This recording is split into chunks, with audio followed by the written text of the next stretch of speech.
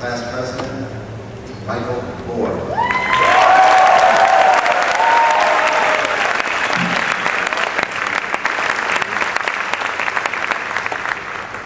All right.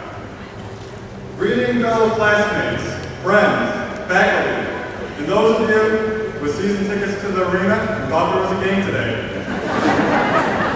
It's a little too packed to be a Jackals game.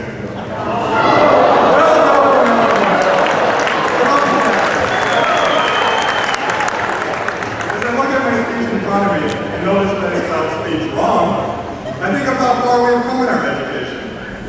I congratulate you all on completing high school. You have overcome many tasks, taken a multitude of tests, and read and/or SmartNoted countless books. At times it was not easy, but you were able to pull through. Although you all deserve much praise, I'm not going to reiterate what has already been said here today about the greatness that is you. Instead, let's talk about some of the things that make our generation unique and define us as the class of 2007. Our generation is united by our day-to-day experiences. For one thing, prices are higher than ever. I don't know about you, but there seems to be more hidden charges in our school lunch than in a cell phone bill. As I leave the line, I'm often puzzled how a bean burrito and milk can be worth $12.50. Current technology also plays a large part in our lives, and we often take for granted what we have available to us. Back when our parents were our age, which to some of us seems like the Cretaceous period, there did not exist many of today's luxuries. Believe it or not, there's no such things as CDs, DVDs, MP3s, Xboxes, GameCubes, or PS2s. Many even had to venture outdoors in search of entertainment. Remember how it was before texting? When you actually had to handwrite notes, pass them across the room, open wide for interception by the teacher? Barbaric. Another big thing of our era is MySpace and other social networking sites. You'll go off to college, but your friends will only be a click away. You know what I don't like about MySpace though? It's not the chance of being kidnapped, stalked, or having my identity stolen. It's those dang chain letters. Do you really think forwarding those things to 10 more people is going to make your wildest dreams come true?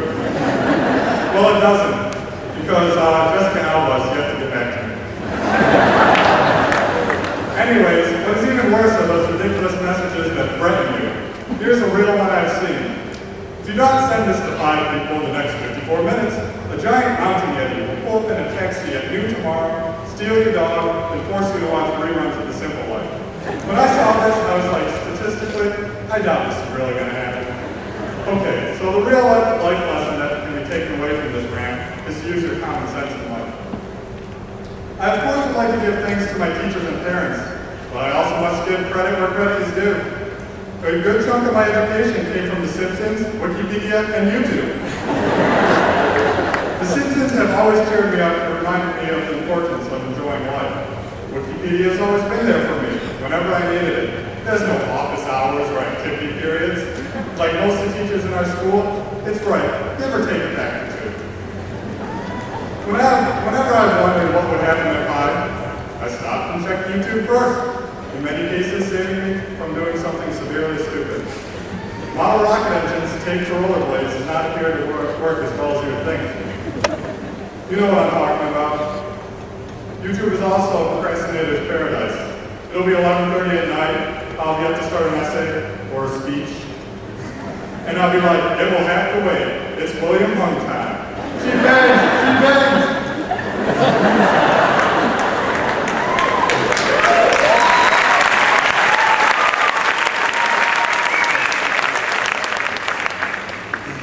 But in all seriousness, thank you, Mom and Dad, for the opportunities you have given me and allowing me to make my own decisions.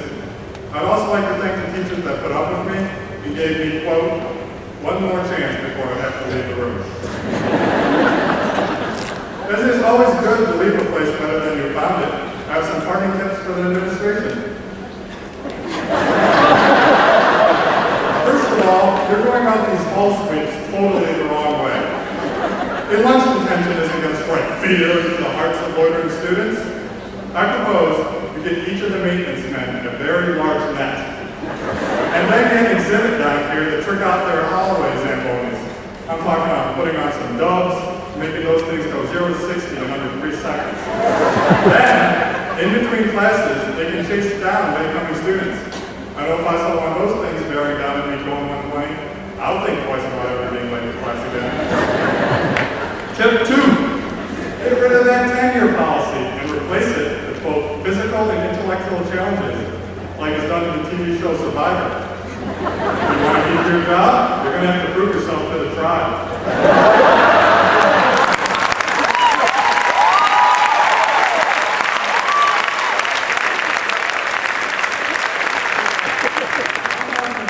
Fighting off a bunch of freshmen as you simultaneously have to take a calculus final with your RAM clear. Not an easy task, my friends. Tip 3, get rid of freshmen altogether. Tip 4, hire a guy as a shop teacher. And tip 5, find out if Hogwarts accepts CCC credit. Something you don't really know. Now that we've gotten all those things out of the way, it's finally time for some inspiring words. Believe it or not. Well, what better to start off with than what Ben Skinner wrote in my yearbook? He said, life is too short to spend worrying about every little thing. Just try to relax and enjoy college life. Don't get too caught up in grades, because the truth be told, there are much more important things. We might not want to take it to quite the extreme Ben did. It is important for us to keep everything in perspective. College, like high school, does not define your life. Many of the people who I admire most did not even graduate from college, such as Steve Jobs, Bill Gates, and Michael Dell. Whenever I'm feeling overwhelmed, I tell myself to zoom out and look at the larger picture. When you take a single event and measure it up against a lifetime, it quickly loses significance. You should accept who you are and follow your own ambitions. Your time here is too limited to waste it living a life that is not your own. We don't always turn out to be as others expect, and that's fine. I myself turn out to be more of a geek than the total bang bang that everyone else is. The key to happiness and success, even though it does sound cliche, is to be yourself. Your goal regarding the rest of your life should be to find what you love to do, and not settle for anything less than deep down inside you know you can achieve. Do not be afraid to take chances, because while doing so, you might find your true calling. I also hope you pay attention to the world around you, and take notice of the big things that are happening. Some of you are thinking, what is he talking about? I've been keeping track of current events. We got a slushing machine this year. Apart from keeping track of the flavors of icy goodness available in the lunchroom, in the real world, there are major events taking place that will impact your lives. You will experience a new kind of freedom. Freedom is not only being able to take that slushie out of the lunchroom into wherever you feel, but the opportunity to make your own decisions and forge your own destiny. We at Horseheads High School to thank for this preparation. We will never use all of what we're taught here, but we will remember the most important lesson that we taught each other. This is the lesson in friendship. The unity between us cannot be described by equations or fully defined on a whiteboard. Just like gravity, and it cannot be seen, but is felt holding us together. As we go our separate ways, we will always be united by this force. Horseheads High School, class of 2007, I'm honored to call each of you my friend, and I wish you the best of luck in the future.